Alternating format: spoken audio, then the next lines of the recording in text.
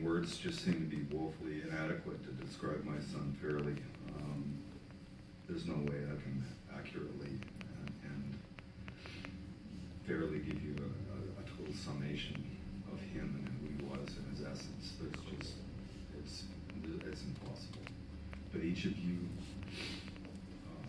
have had the opportunity, or at least the ones in the room that have had the opportunity to experience the essence of my son, know what I'm talking about when I say that he is a special person and always will be. I can't even begin to tell you the depth and the breadth of the love that I feel for him. But he deserves my very best effort.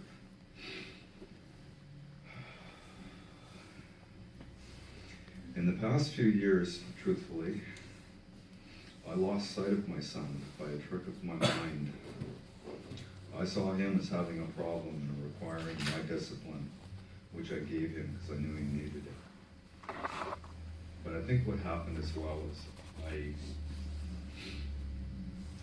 to a certain degree, my mind enabled me to see him as an individual with a problem, and my focus was more on the problem than it was on the essence of my son, the wonderful human being that he was.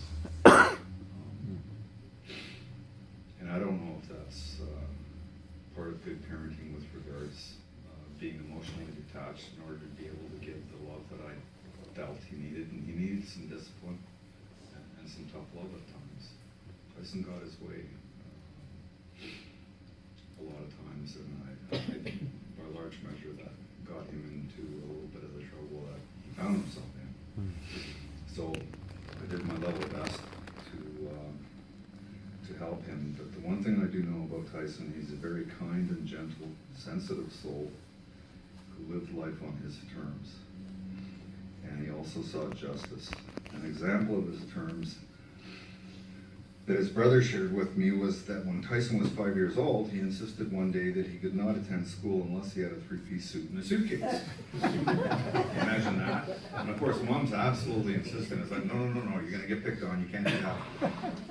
But even at that early age, he was, was fixed on doing things the way he felt they should be done.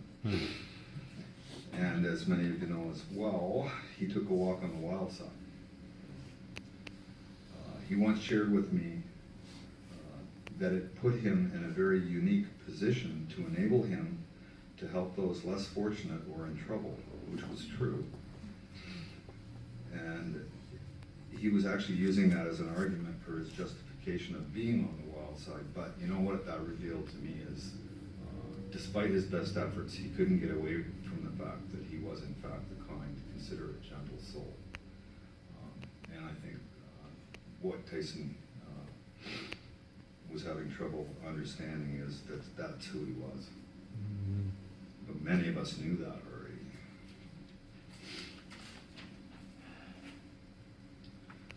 Tyson also had a great passion for the culinary arts and successfully pursued and obtained his Red Seal status as a chef from SAIT. While very proficient at creating wonderful meals, the kitchen would not fare well as he was in the habit of moving on to the next task without cleaning up. I don't know how many times I've heard, "Oh my God, he was in my kitchen!" But you know what? He was more than fairly compensated because his culinary masterpieces were delightful. He was a really good cook. I also had the good fortune of having him work under me as an apprentice refrigeration mechanic, and he showed a real aptitude and promise to become a really good refrigeration mechanic. And I was pretty hopeful that he was going to end up being just that, and we never got there. And that's unfortunate, but he would have been a crackerjack mechanic. These circumstances that we find ourselves in sometimes reveal to us those things that are often unseen. As I said earlier, his death resurrected him, but did not define him. And I think I missed a piece here. Yes, during this time, somehow I overlooked that part of him that was a lovable, wonderful, kind soul that he was. On his passing, this has actually been resurrected and enhanced. So his death caused me to have a much closer look at Tyson, and there were things about him that for me, for a time, were, like I said, obscured because I was a little bit too concerned about helping him with his problem. And I wasn't capturing and helping enhance that wonderful side of him. But I did my level best at just trying to make it known to him that I loved him, because I felt that the love would be enough. And as I said earlier, his death resurrected him, but did not define him. While it's true my son struggled with addictions, and it sometimes clouded his thoughts, that did not define him. His addiction that doesn't define him at all.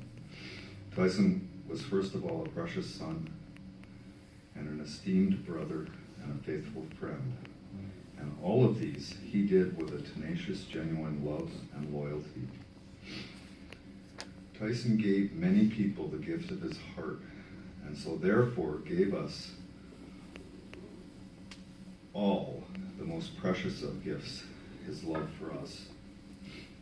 And he did this in so many ways. The way he always offered to help, the way he acknowledged us, the way he smiled, and much, much more. He truly exemplified love one another. These are the things that we can bring with us to heaven. And I have a confident hope that he awaits us and has prepared a place for us. I'm right at the end here, and I'm just trying to decide if there's anything. Is there anything else? I miss my son.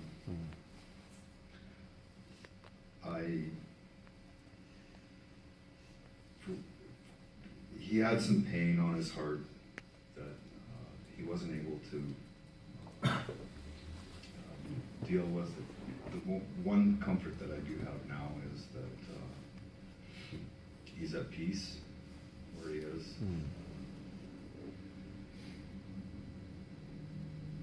And while I said to him, it's like the course or the path that you're choosing for yourself, Tyson, is going to bring nothing but heartache to you and a lot of other people.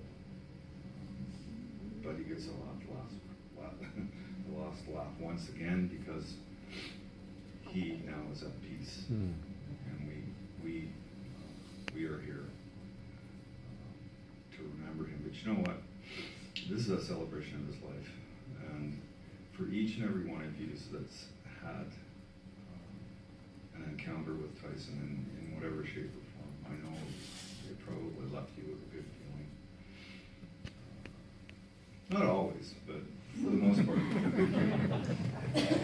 What I'd like to see happen, and this is how I believe my son will live on, is to capture that one little thing that he gave you, that piece of his heart, and fan the flames and magnify it and share that with another. Because that's what Tyson was all about deep down. He was about loving people, and he was frustrated when he looked around at the world and saw how things were happening and saw the injustices that were occurring. And it really, really frustrated him. More than anything, what he wanted was just, I think, for each and every one of us to be at peace and to love one another. And as I said, I honestly believe, to the best of his ability, he was trying to exemplify just that. And I'm really going to miss him. And I'd just like to say, God bless you, Tyson, and God bless each and every one of you.